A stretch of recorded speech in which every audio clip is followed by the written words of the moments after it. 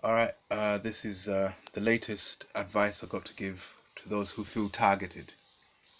Um, well, obviously, when you're targeted, it ruins your fun. We could all be having fun in this world, but some people choose to make other people's lives a misery. So you stop us from having fun. So that's the only shame about it. So basically, let's say you're out there, you want to do something, but everything you do,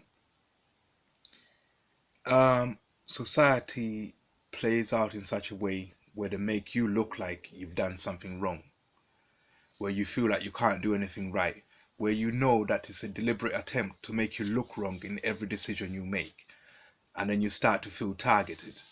Yeah. And then you start to see signs that people are actually uh, um, attempting to do this. Yeah. So then you know you're not going mad. So, but what I'm saying is you can't find any evidence, any tangible evidence. You can't have any tangible evidence of this. All the behavior you see can be explained away by random chance. Yeah. But sometimes they do get brave enough to say, yes, we are targeting you. I've even had members of my family telling me that, yes, we are targeting you. Yeah. So sometimes they feel so confident that those moments happen when they know they've got a policeman that they've corrupted, or someone in the system, or some big street thug. When they know they've got someone big that they've corrupted, that's when they'll get the confidence to tell you, yeah, that that they've been targeting you. But when this happened, when certain members of my family, even ex-girlfriends, told me that they've been targeting me. When that happened to me, I didn't have a camera at hand, so it was an opportunity missed. So always have your camera with you. When somebody feels that they're so strong in their local surroundings that they can even say that to you, have it recorded. Don't do nothing, because ups and downs. There will be ups and downs in life, and when they're down, that will be the opportunity for you to approach them with that evidence and say, "Listen, man, you said this." Yeah.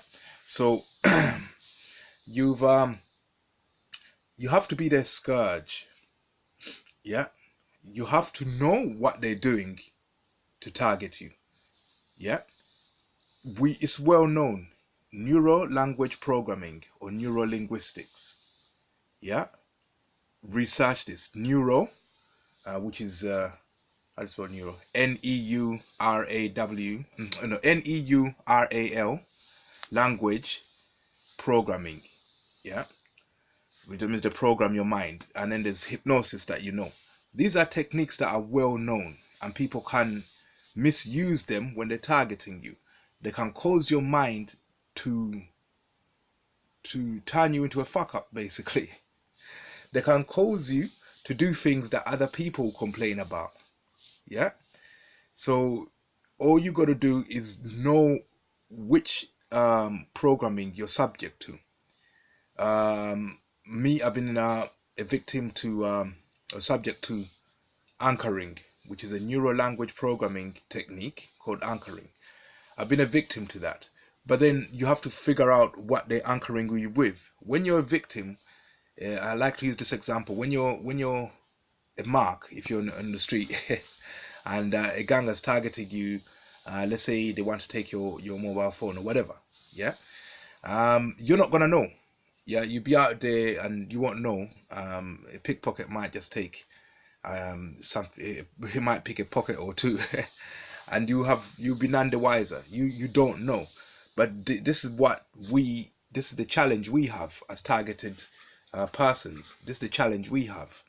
We have to know when we're being done and how we're being done, because how we're being done is the evidence. But the how we're being done is so random. Someone can anchor you by just doing something that's natural to us, like coughing, sneezing, or even scratching their eye. Yeah, no one has any reason to believe that they're targeting you, but this can cause your mind, yeah, to start scratching yourself and things like that. Yeah. This is how the cold spreads as well. Somebody catches the cold when they sneeze, they're just sneezing, but somebody else can start sneezing, and this induces the state of cold in you. So half the time the cold spreads is because people have induced it in themselves from being anchored by seeing others sneezing and clearing their nose. Yeah. So Once you know what's doing you, yeah, keep an eye. Just knowledge is power. Just knowing it, yeah. Even hypnosis, once you know what's been done to you, even magic, it's like a magic trick. Once you know how it's been done, it can no longer amaze you. Yeah, you know how it's been done, so you're not gonna have that state of amazement. It's the same, but when you know what sigil or what anchoring is being used, yeah. Once you know that that's what the person is doing, it's not gonna affect you. Just keep knowing every 5 to 10 seconds, keep looking at them to just make sure.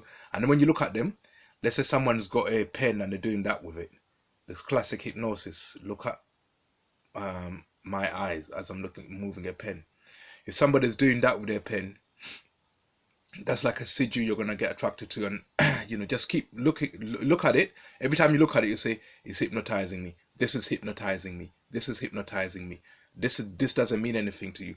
You talk to yourself. You be the voice that controls you, rather than having someone else talk to you. So every time you notice an anchor, somebody might be stretching, and say, "Oh, somebody's stretching. I'm not gonna get affected by this. This is gonna affect me. I'm not." Just knowing it every 5 or 10 seconds, look at that person, look at it, and know it as something that's being used against you. But you can't go and tell someone, "Oh, stop yawning," or "Stop sneezing." You can't do that. Yeah, you have to stop your mind from taking to it. But how are you gonna do that unless you know what's doing your mind? It could be anything. Just you just scope your surrounding, and when you see any irregular activity, you know your mind is gonna be drawn to irregular activity. If there's beautiful people in the room and there's one ugly, everybody's eyes will be drawn to the ugly one. If there's ugly people in the room and there's one beautiful one, everyone's gonna be drawn to that one. So whatever stands out in your surroundings, that's what's doing your mind. Yeah, and you have to pay attention to that. Yeah, and when you're looking at it, yeah, as you're looking at it, talk to yourself. Don't talk out loud. Talk to yourself and say, "No, this, I know what this is. This is just a random event. Yeah, don't take to this. This doesn't mean nothing. It doesn't mean nothing." Just keep telling yourself it doesn't mean nothing. As you're looking at it, it doesn't mean nothing. This is not doing me. It's not, doesn't mean nothing. Yeah, and obviously, if they're doing it deliberately, they'll get upset. You win. That's 1-0 to you. Once they lose their temper, now you're in control. Then they'll slip up. They'll slip up. Once they lose their temper, you get out your mobile phone. Yeah, they'll slip up and they'll do something stupid, which can be evidence. Yeah, but when they know they can do you without you noticing, then why would they need to progress to a higher level? You need to catch these low level things. Yeah, and then keep an eye on them as they intensify. If you are being targeted, they'll come back with something bigger. Like, let's say, if a demon finds you clean, he'll go and call 10 other demons. So you might find that more people start doing it, and then more and more people. But remember, there's the 100th monkey situation. So if you stay strong, then and they reach 100 people, then more people are gonna notice what you're seeing. Yeah. Yeah, that's all I wanted to add. Yeah, additional information just to help those who feel targeted.